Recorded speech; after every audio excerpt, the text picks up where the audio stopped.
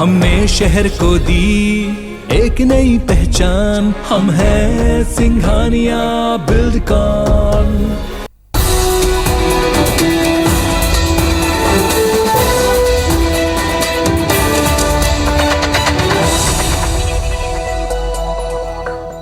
नमस्कार, रात 10 बजे के इस बुलेटिन में आप सभी का स्वागत है। मैं हूं आपके साथ श्रवण तंबोले। बुलेटिन में सबसे पहले बात बीजापुर से मिल रही बड़ी खबर की करते हैं। जिले के पामेड़ थाने के धर्माराम कैंप के पास नक्सलियों ने फायरिंग किया। बड़ी खबर आप तक हम पहुंचा रहे हैं। साथ ही सुरक्षा बलों पर 5 से 6 बीजीएल भी दागे गए। करीब 15 से 20 मिनट तक दोनों तरफ से फायरिंग हुई। जवानों को भारी होता देख नक्सली मौके से फरार हो गए।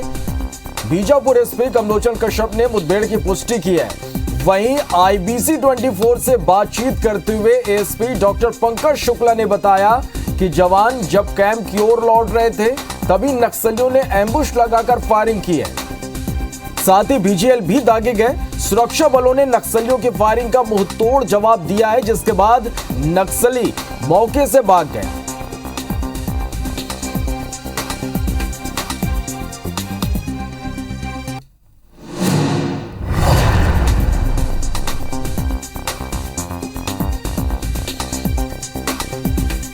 चलिए, तो ये इस वक्त की बड़ी खबर आप तक हम पहुंचा रहे हैं। जहां धर्माराम कैंप के पास नक्सलियों फायरिंग की है। नक्सलियों ने सुरक्षा बलों पर 5 से 6 बीजीएल दागे।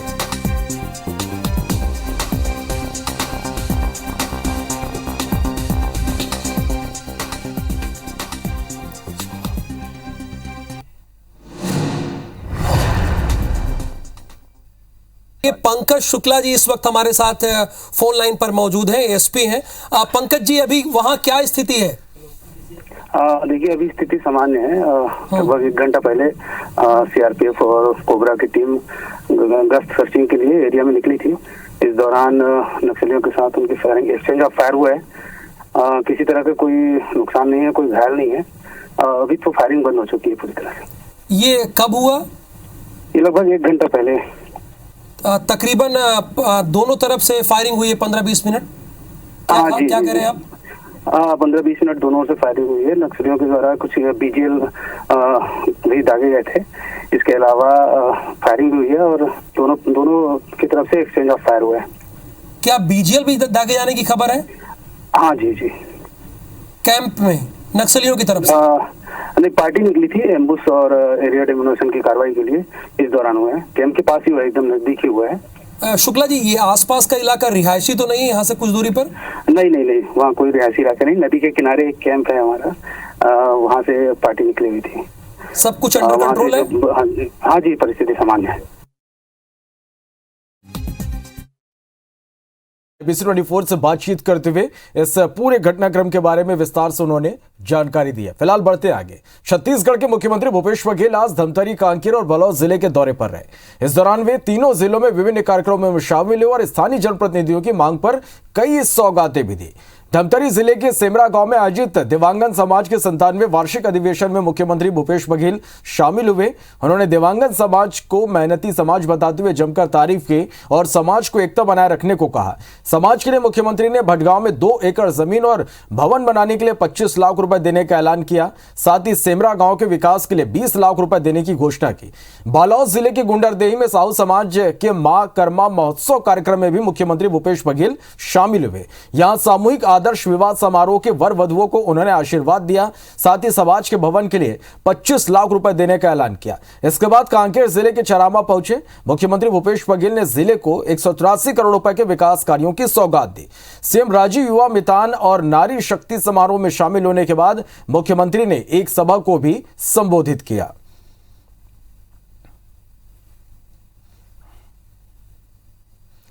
छत्तीसगढ़ की राज्यपाल अनुसुईया उइके और मुख्यमंत्री भूपेश बघेल ने आज रायपुर स्थित प्रजापिता ब्रह्मकुमारी ईश्वरी विश्वविद्यालय में अखिल भारतीय प्रशासनिक सम्मेलन का उद्घाटन किया। प्रशासकों, कार्यपालकों और प्रबंधकों के लिए आयोजित इस सम्मेलन को संबोधित करते हुए मुख्यमंत्री भूपेश बघेल ने कहा कि जीवन के लिए तन और मन का संतुलन आवश्यक है। जब मन संतुलित रहेगा तो हमारे विचारों में उथल पुथल नहीं होगी।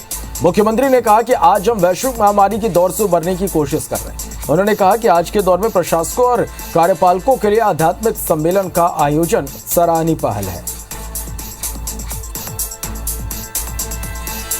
आज का एक व्यक्ति है, व्यक्ति को यदि विकसित होना है, आगे बढ़ना है, तो उसके लिए दो चीज महत्वपूर्ण है। पहला धन का, दूसरा मन का। नया रायपुर में अपनी मांगों को लेकर एनआरडीए दफ्तर परिसर में 112 दिन से धरने पर बैठे नवा स्थानीय प्रभावित किसान संघ ने 27 अप्रैल को किसान नेता राकेश टिकैत को धरने पर आमंत्रित किया है। धरने में राकेश टिकैत के पहुंचने की जानकारी मिलने के बाद जिला प्रशासन ने किसान संघ के प्रतिनिधि मंडल को बैठक के लिए बुलाया।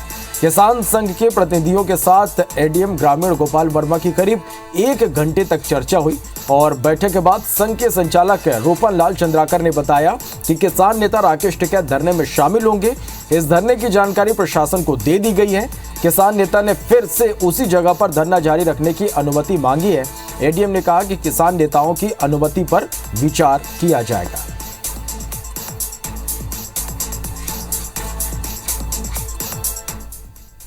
एक 110 दिन होने के बाद में इन्होंने रात्रि में मतलब सुबह पहाड़ में काम किया है। जिस हिसाब से किया है ये दमनकारी है। कारण बुलाया गया कि राकेश टिकैत जी आपके मंच में आएंगे तो कहाँ पर आंदोलन धरना स्थल रहेगा, कहाँ पर उनकी सभा होगी, ये बुलाया गया। तो हमने वही स्थान मंगाया। किसानों के द्वारा सूचना दी गई थी कि 27 तारीख को श्रीमान टिकैत जी आ रहे हैं, तो उस संबंध में चर्चा हुई कि कब आएंगे, क्या क्या प्रोग्राम होगा, उसके संबंध में सामान्य चर्चा हुई। हाँ, अनुमति मांगे हैं, अभी एप्लीकेशन वो भर के दे रहे हैं हमको, उस पर विचार करेंगे। दक्षिण पूर्व मध्य रेलवे ने गर्मियों की छुट्टी के दौरान बड़ा झटका देते हुए 20 से ज्यादा ट्रेनों को रद्द कर दिया, जिससे आने वाले दिनों में यात्रा की प्लानिंग कर चुके लोगों को काफी परेशानियों का सामना करना पड़ेगा। रेलवे प्रशासन ट्रैक अपग्रेडेशन के नाम पर ट्रेन रद्द होना बता रहा है। पंजाब, राजस्थान, दिल्ली, महाराष्ट्र, भुवनेश्वर, हैदराबाद और हावड़ा समेत अहमदाबाद जाने वाली छत्तीसगढ़ एक्सप्रेस, भगत की कोठी एक्सप्रेस, भुवनेश्वर एलटीटी एक्सप्रेस समेत 22 ट्रेनें रद्द की गई। वहीं प्रदेश में ट्रेनों के परिचालन के मामले को लेकर अब सियासत गर्म है। मुख्यमंत्री भूपेश बघेल ने कहा कि छत्तीसगढ़ को कई राज्यों से जोड़ने वाली ट्रेनें रद्द हो रही हैं। देश में ऊर्जा संकट के संबंध में उन्होंने आगाह किया था। ट्रेन रद्द होने से ये स्थिति अब दिखाई दे रही। सीएम ने कहा कि संकट नहीं होता तो पैसेंजर ट्रेन रद्द नहीं होते। मुख्यमंत्री के निर्देश पर मुख्यमंत्री के अपर मुख्य सचिव की ओर से रेलवे बोर्ड के अध्यक्ष और मुख्य कार्यकारी अधिकारी को पत्र लिखकर छत्तीसगढ़ से गुजरने वाली लोकल रेलों का परिचालन यथावत जारी रखने का आग्रह किया था। वहीं इस मामले में कांग्रेस नेता प्रदेश के बीजेपी सांसदों को घेर रहे। कांग्रेसियों का आरोप है कि जिस तरह से एक के बाद एक प्रदेश में प्रमुख ट्रेनों के स्टॉपेज बंद किए जा रहे हैं, उससे आम जनों को भारी तकलीफों का सामना करना पड़ रहा। वहीं इस पर बिलासपुर लोकसभा क्षेत्र से बीजेपी सांसद अरुण साव ने कहा कि कोविड काल के बाद से ही देश भर में ट्रेनों की आवाजाही प्रभावित हुई। वहीं जहां तक बात है छत्तीसगढ़ में ट्रेनों के स्टॉपेज को लेकर, तो वो लोकसभा के अंदर इस विषय को प्रमुखता से उठा चुके हैं। आपके द्वारा पता चला है मेरे को, तो मैं तो आज ही की ट्रेन है मेरी और 2-3 दिन में वापसी आना है। मैं कैसे आऊँगा? पेशेंट लेके जा रहा हूँ मैं, तो वापसी कभी समझ में नहीं आया कैसे करेंगे करके। प्रॉब्लम तो होगा, पहले से जो प्लानिंग किया होगा उन लोग को तो बहुत प्रॉब्लम होगा। मैं शुरू से कह रहा हूँ कि देश में ऊर्जा का संकट आने वाला है और आज वो सामने दिख रहा है। यदि ये ऊर्जा का संकट नहीं होती तो पैसेंजर ट्रेन रद्द करके आप गुड्स ट्रेन को ज़्यादा नहीं बढ़ाते।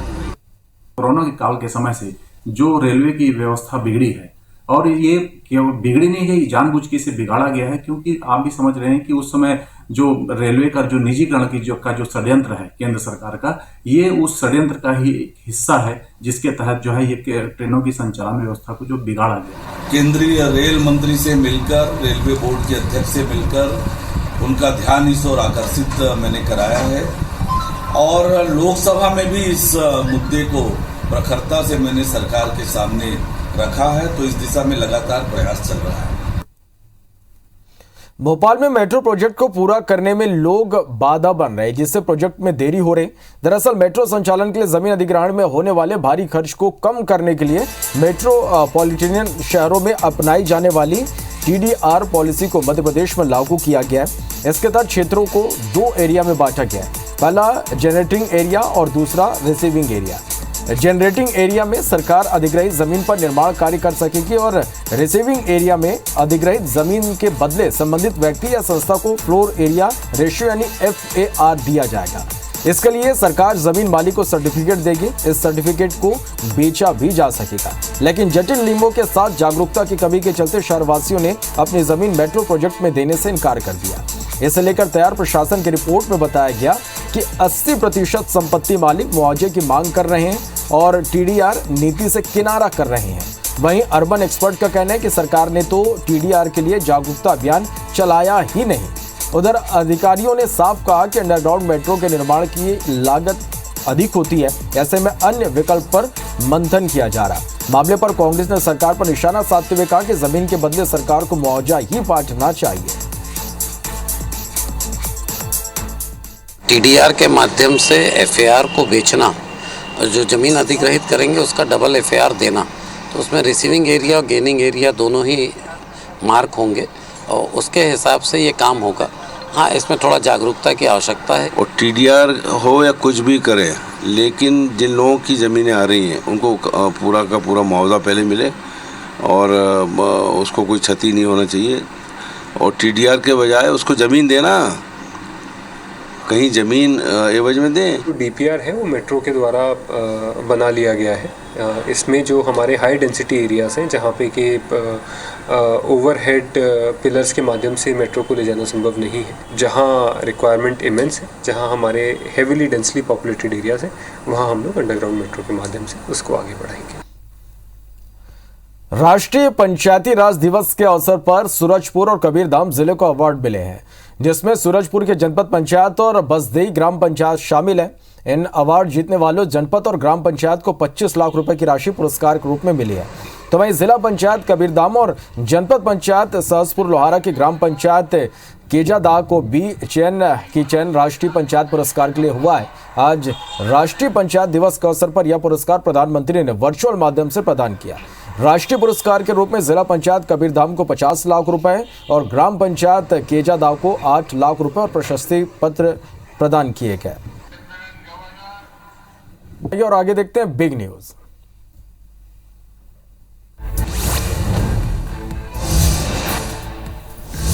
जम्मू कश्मीर के पुलवामा के पाहू इलाके में आतंकियों और सुरक्षा बलों के बीच मुठभेड़ हुई, जिसमें जवानों ने 3 आतंकियों को ढेर कर दिया। तीनों लश्कर-ए-तैयबा के दहशतगर्द थे। कश्मीर IGP विजय कुमार पुलिस ने बताया कि तीनों आतंकी निशाने पर थे जिन्हें मार गिराया गया। कश्मीर में 3 दिन में ही ये चौथा एनकाउंटर है।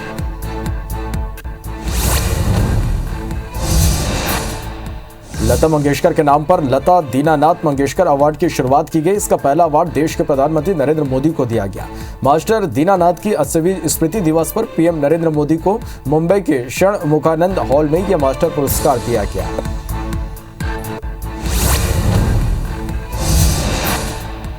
बांद्रा कोर्ट ने अमरावती से सांसद नवनीत राणा और विधायक रवि राणा को 14 दिन के लिए जेल भेज दिया। कोर्ट ने पुलिस कस्टडी की मांग खारिज कर दी। दोनों की जमानत पर 29 अप्रैल को सुनवाई होगी। सांसद नवनीत और रवि राणा पर देशद्रोह का भी केस दर्ज किया गया है।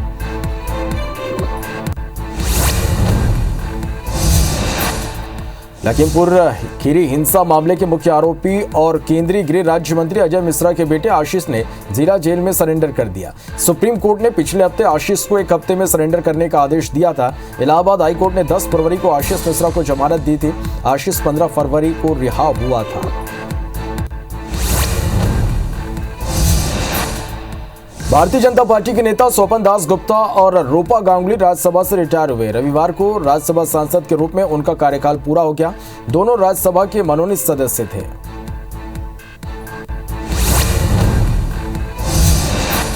केंद्र शासित प्रदेश लद्दाख के कारगिल जिले में आज दोपहर को भूकंप के झटके महसूस किए गए। नेशनल सेंटर फॉर सिस्मोलॉजी के मुताबिक भूकंप की तीव्रता 4.2 दर्ज की गई। इससे पहले 22 अप्रैल को भी कारगिल में भूकंप आया था।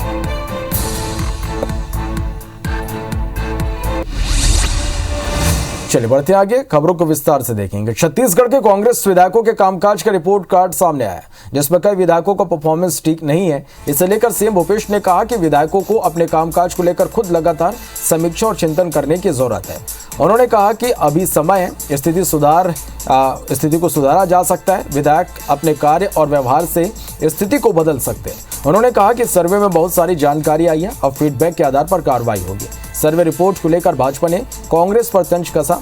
नेता प्रतिपक्ष धनलाल कौशिक और भाजपा के प्रदेश प्रवक्ता संजय श्रीवास्तव ने कहा कि विधायकों की परफॉर्मेंस से समझा जा सकता है कि राज्य सरकार का परफॉर्मेंस क्या होगा।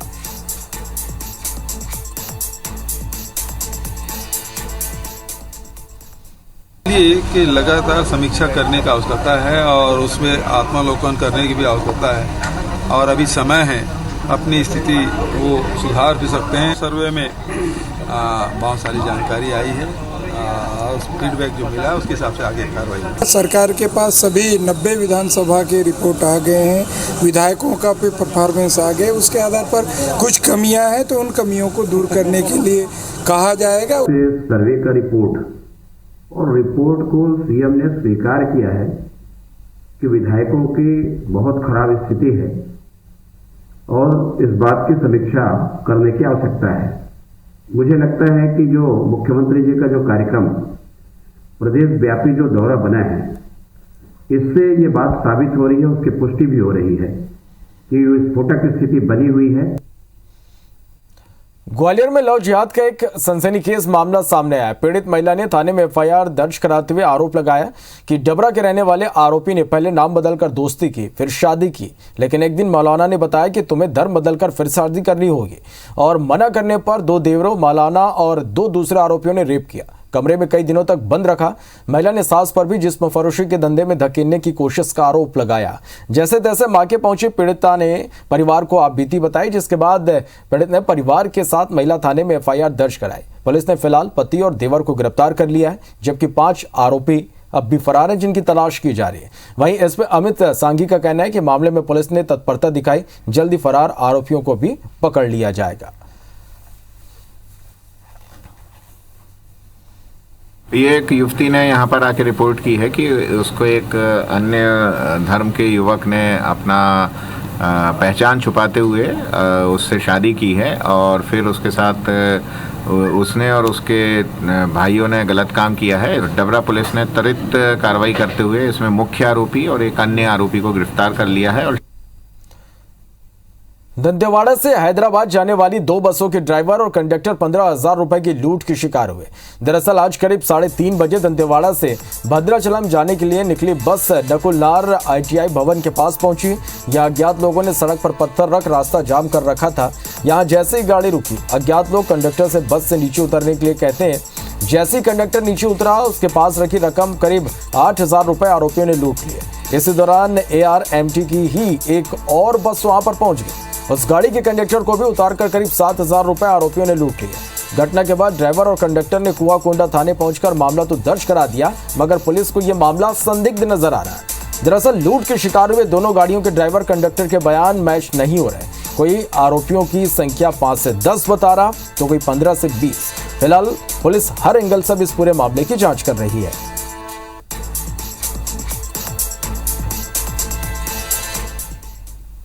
रायपुर में पिछले 24 घंटे में पुलिस और जिला प्रशासन ने सख्ती दिखाते हुए विद्युत संविदा कर्मचारी और नवा रायपुर में चल रहे किसानों के आंदोलन को बंद करवा दिया। पूरे प्रदेश में अब गृह विभाग की ओर से गाइडलाइन जारी की गई है, जिसमें तमाम धरना, निजी सार्वजनिक कार्यक्रम, धार्मिक राजनीतिक कार्यक्रमों, जुलूस, रैली, भूख हड़ताल जैसे कार्यक्रमों को लेकर एक गाइडलाइन जारी की गई है। प्रदेश के सभी कलेक्टर और एसपी को निर्देशित किया गया कि सभी सार्वजनिक आंदोलन, धरना प्रदर्शन, राजनीतिक कार्यक्रम वगैरह अब जिला प्रशासन से बिना अनुमति के आयोजित नहीं किए जा सकेंगे।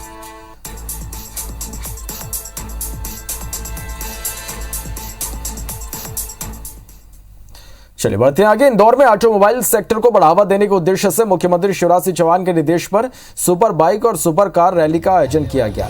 रैली को कैबिनेट मंत्री राज्यवर्धन दत्तीगांव और सांसद शंकर लालवानी ने हरी झंडी दिखाकर रवाना किया। रैली नेहरू स्टेडियम से शुरू होकर विजयनगर चौराहा से सुपर कॉरिडोर से होते हुए ऑटो एक्सपो वेन्यू पर रैली समाप्त हुई। बता दें कि इस रैली में इंदौर की करीब सभी सुपर बाइक और सुपर कार को रैली के लिए आमंत्रित किया गया था।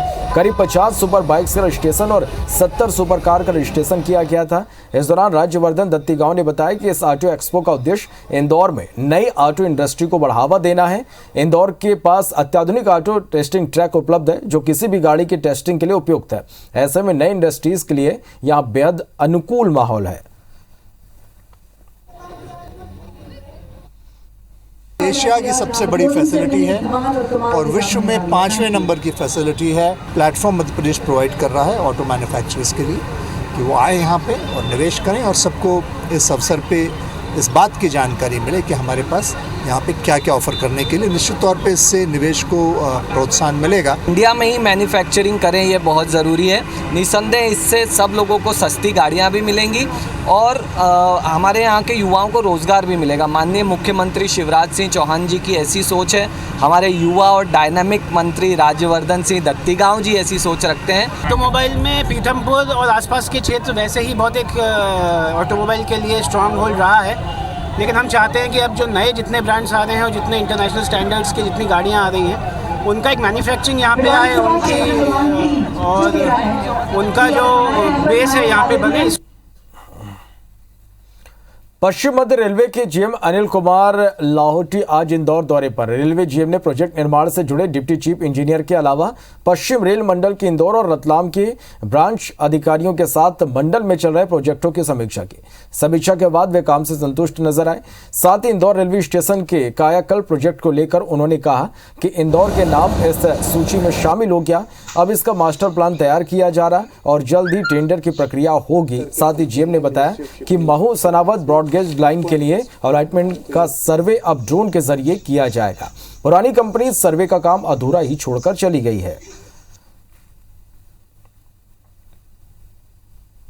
अब रेल मंत्रालय ने इस कार्य को जो IRSGC बंद होने के बाद में जो नई लिस्ट जारी की है उसमें इंदौर स्टेशन को इंक्लूड कर लिया है। तो अब इस पे शीघ्र ही इसका मास्टर प्लान फाइनलाइज करने की कार्रवाई होगी और उसके बाद इसकी टेंडर की प्रक्रिया। भोपाल में राष्ट्रीय जनसंपर्क दिवस के अवसर पर public relation society of India ने वार्षिक कार्यक्रम का आयोजन किया। कार्यक्रम में विश्वास बढ़ाए जनसंपर्क द्वारा नई दुनिया बनाए विषय पर व्याख्यान का आयोजन किया गया, जिसमें भारतीय प्रबंध संस्थान के निदेशक Himanshu Rai, press council of India के सदस्य प्रोफेसर BR गुप्ता, वरिष्ठ पत्रकार गिरिजा शंकर, मध्य प्रदेश शासन के आयुक्त और प्रमुख सचिव जनसंपर्क राघवेंद्र सिंह और ऑर्थर डिलीट इंडिया के प्रेसिडेंट ब्रिजेश सिंह मुख्य रूप से इस कार्यक्रम में उपस्थित रहे।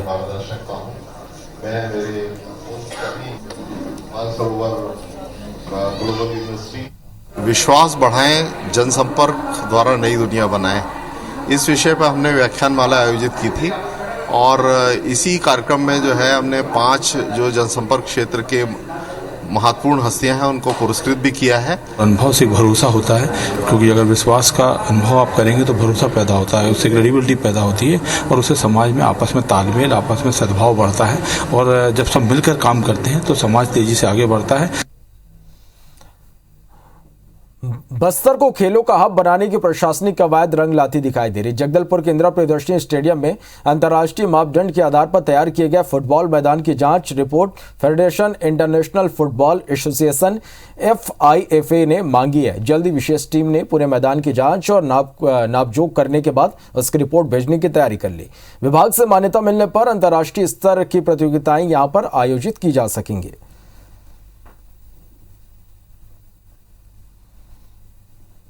बाहर से इसमें टीम आई है कि जो उसे मानक होते हैं अंतर्राष्ट्रीय स्तर के हैं कि नहीं, उसकी भी उसमें जहाँ टेस्टिंग की जा रही है, जिससे कि अगर वो सर्टिफाइड होता है तो निश्चित ही भविष्य में हम अंतर्राष्ट्रीय स्तर या भी इंडियन सुपर लीग के मैचेस टाइप का भी हम आयोजन अगर सुविधा अगर विकसित होती है तो कर पाएंगे। आज माननीय भूपेश बघेल जी के नेक इरादों के कारण हम फुटबॉल खिलाड़ियों को अंतर्राष्ट्रीय स्तर का मैदान जो हमें सौगात के रूप में मिल रहा है, सभी समस्त फुटबॉल के खिलाड़ियों की ओर से हम उनका हार्दिक धन्यवाद देते हैं। अंतर्राष्ट्रीय स्तर पर इसकी पहचान बनेगी और फीफा के द्वारा नियुक्त किए गए ऑब्जर्वर के द्वारा आकर एक्सपर्ट के द्वारा हमको ये सर्टिफिकेट मिलेगा। ये हमारे लिए बड़े फख्र की बात है। ये जबलपुर में सड़क से प्रदूषण कम करने के लिए अब परिवहन विभाग ने इलेक्ट्रिक गाड़ियों को बढ़ावा देने की योजना पर तेजी से काम करना शुरू कर दिया। कार्बन एमिशन को कम करने और वायु प्रदूषण को रोकने के मकसद से प्रदेश के परिवहन महकमे ने ज्यादा से ज्यादा इलेक्ट्रिक वाहनों को बढ़ावा देने और उनका पंजीयन करने का फैसला किया। परिवहन विभाग इलेक्ट्रिक गाड़ियों को बढ़ावा देने के लिए यहां पंजीयन की कवायद में जुटा है, तो वहीं आम लोगों को ई गाड़ियों के फायदे भी अब गिनाए जा रहे हैं। पूरे प्रदेश के पैमाने पर ई वाहनों को बढ़ावा देने का प्रयास किया जा रहा है। उसी परिप्रेक्ष्य में जबलपुर में भी किया जा रहा है। अभी तक तकरीबन 3800 के आसपास ई वाहन जबलपुर में पंजीकृत हो गए हैं और जिसका दौर अब प्रारंभ हो चुका है। आने वाला समय ई वाहनों का ही है और जिसको प्रमोट करने के लिए सरकार और प्रशासन अपने स्तर पर काम कर रहा है। किसी भी अप्रिय घटना को रोकने के लिए डीजीपी सुधीर सक्सेना के निर्देश पर मध्य प्रदेश के कई जिलों में मॉक ड्रिल की गई। पहली तस्वीर राजधानी भोपाल की, जहां उपद्रव और हिंसा की स्थिति से निपटने के लिए मॉक ड्रिल की गई। इस दौरान कई वरिष्ठ अफसर मौके पर मौजूद रहे। दूसरी तस्वीर खंडवा की, यहां भी मॉक ड्रिल की गई। लाठीचार्ज और आंसू गैस के गोले छोड़कर रिहर्सल किया गया। गुना की भी तस्वीर आप देख पा रहे हैं, यहां भी मॉक ड्रिल की गई। और इसके अलावा चौथी तस्वीर भिंड की, जहां खरगोन हिंसा से सबक लेते हुए दंगाइयों से निपटने की यहां पर मॉक ड्रिल की गई।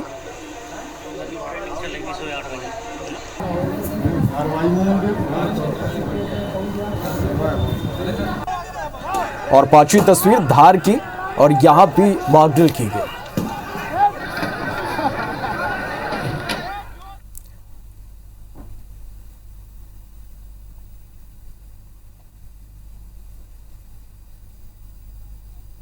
चले बड़ी खबर, रायपुर स्थित साइंस कॉलेज में 2 दिनी कीर्तन समागम का आयोजन किया जा रहा है, जिसमें आज रात मुख्यमंत्री भूपेश बघेल यहां पर पहुंचे। 9वें सिख गुरु तेग बहादुर के 400वें प्रकाश उत्सव में आयोजित कीर्तन समागम को संबोधित करते हुए मुख्यमंत्री भूपेश बघेल ने कहा कि गुरु तेग बहादुर के जीवन की कहानियां छत्तीसगढ़ के पाठ्यक्रम में शामिल की जाएंगी। साथ ही उन्होंने बसना के पास गढ़ फुलजर में सिख समुदाय का तीर्थ स्थल विकसित करने की भी घोषणा की। उन्होंने कहा कि गढ़ फुलजर को पर्यटन स्थल के रूप में विकसित किया जाएगा। इस समागम में विकास उपाध्याय, कुलदीप जुनेजा और ब्रिजवान अग्रवाल भी शामिल हुए।